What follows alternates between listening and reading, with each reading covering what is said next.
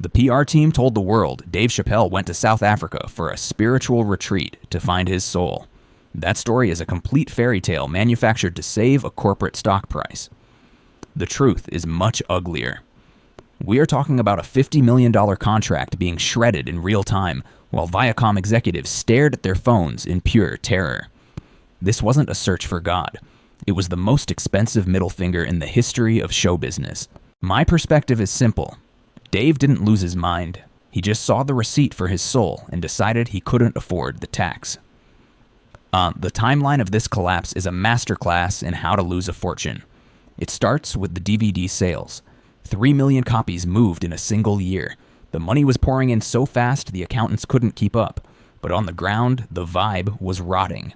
Dave was filming a sketch when he heard a spectator laughing a little too hard, and a little too specifically, at a racial trope. The cameras kept rolling. The lights were hot. Dave felt the sweat on his neck. He realized in that moment that he wasn't a comedian anymore. He was a product owned by a board of directors. You should subscribe to this channel right now to prepare your mind for the massive industry shifts coming next year, because the same corporate greed that broke Dave is currently dismantling Hollywood's biggest stars. The financial bleed was catastrophic. Every time Dave skipped a rehearsal, the studio lost 6 figures in overhead. When he finally walked onto that stage and the audience started heckling him with his own catchphrases, the bridge didn't just burn, it exploded. He looked at the crowd. He saw the suits in the wings. He saw the end of the line. The PR team tried to say he was sick. They invented that to protect the brand, but the brand was already dead. The $50 million check was gone. Do the math. One man's sanity versus a mountain of corporate gold. Sanity won, and the industry never forgave him for the hole he left in their wallets. The phone calls started at 3 a.m. Executives were pacing their glass-walled offices in New York, clutching cold lattes and staring at a blank space where their biggest star used to be. Dave wasn't at the studio. He wasn't at his house in Ohio. He was gone. Imagine being the suit responsible for a $50 million asset that just vanished into thin air. They didn't care about his mental health. They cared about the quarterly earnings report. They called his agent. They called his family. They even called the local police. Nothing. The silence was deafening, and it cost the network thousands of dollars every single second. Think about that pressure. You there, sitting behind your screen? Can you even imagine walking away from that kind of life-changing generational wealth just to get some air? Most people would sell their soul for 1% of that contract, but Dave saw the cage. He saw the strings, and he decided to cut them with a rusty knife. The media started circling like vultures. Within 48 hours, the rumors began. They said he was on drugs.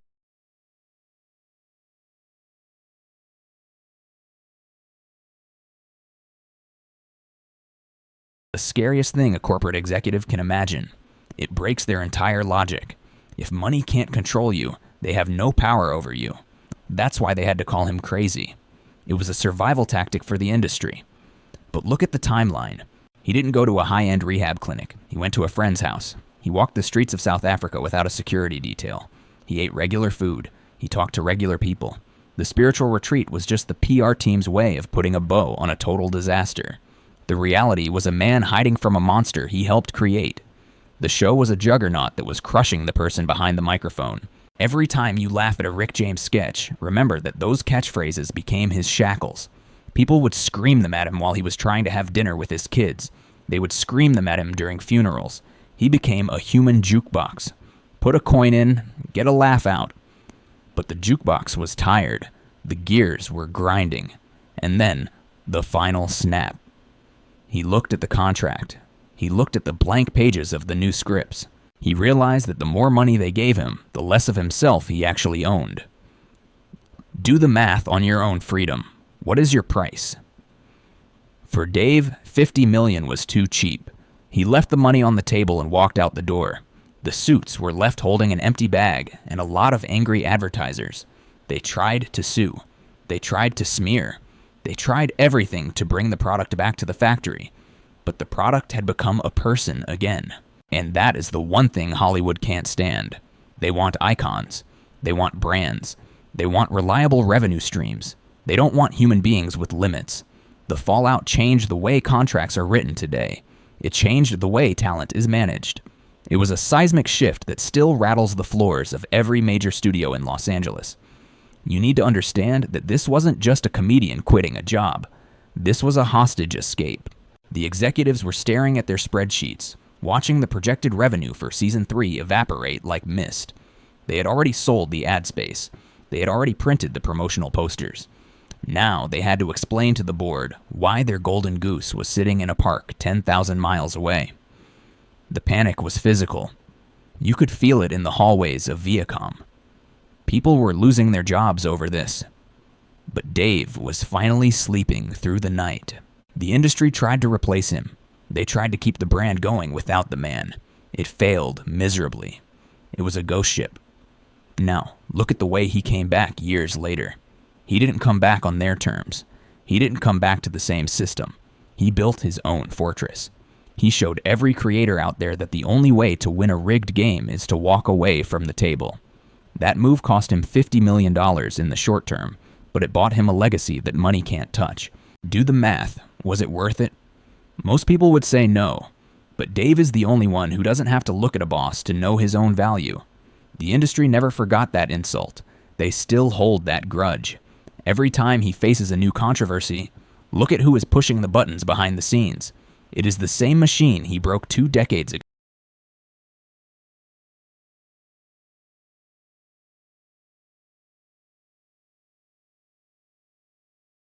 You are either the hammer or the nail. Dave decided he was done being hit. He took his ball and went home, and the playground has never been the same since. Get ready for what happens next, because the industry is terrified of the next Dave Chappelle. They are tightening the screws. They are making the contracts even more predatory. They are trying to make sure no one ever has the guts to walk away again, but the door's already cracked open. The secret is out. You can say no. You can walk away. And you can win. Subscribe now to see the next breakdown of the Hollywood machine before they try to bury the truth again. The money is fake, but the consequences are very, very real. Look at the eyes of any major star today. You see that flicker of fear? They know they are one bad decision away from the same corporate meat grinder. Dave Chappelle survived it. Most don't. That is the brutal reality of the business. It is a win-at-all-costs environment where your sanity is the first thing on the chopping block. Don't believe the fairy tales they sell you on the red carpet. Believe the silence of a $50 million contract hitting the floor. That is the sound of true power. The executives are still waiting for him to apologize. They will be waiting forever. Dave is busy living his life, while they are still checking their phones at 3 a.m., hoping for a call that will never come. The era of the corporate comedian ended the moment he stepped on that plane. What we have now is a battlefield, and Dave is the only one who knows where the landmines are buried. Watch the throne. It's emptier than you think. The ledger does not lie.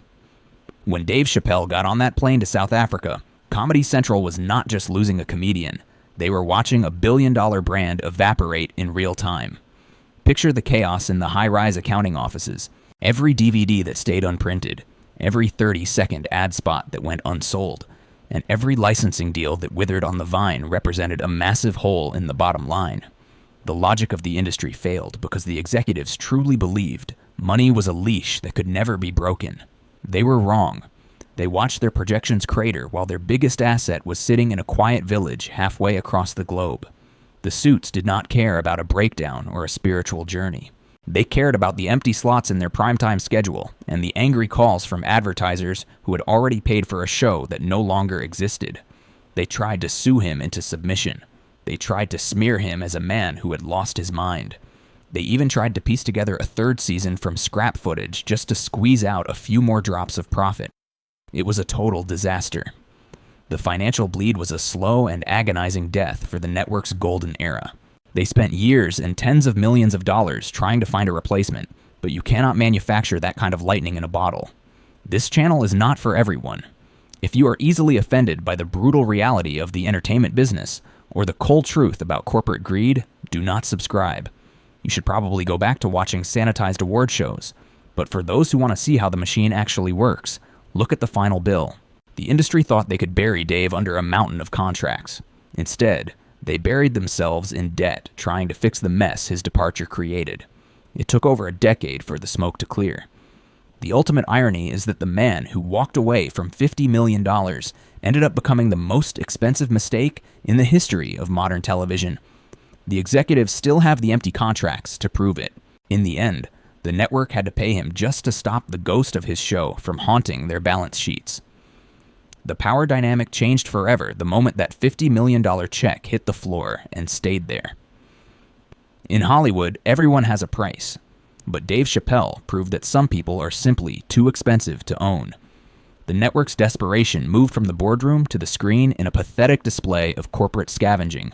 They actually aired the lost episodes against Dave's will, using a substitute host to fill the gaps. It was a visual car crash. You could see the discomfort on the screen. The ratings for those episodes plummeted faster than a lead weight, and the advertisers who had initially stayed on board started demanding their money back immediately.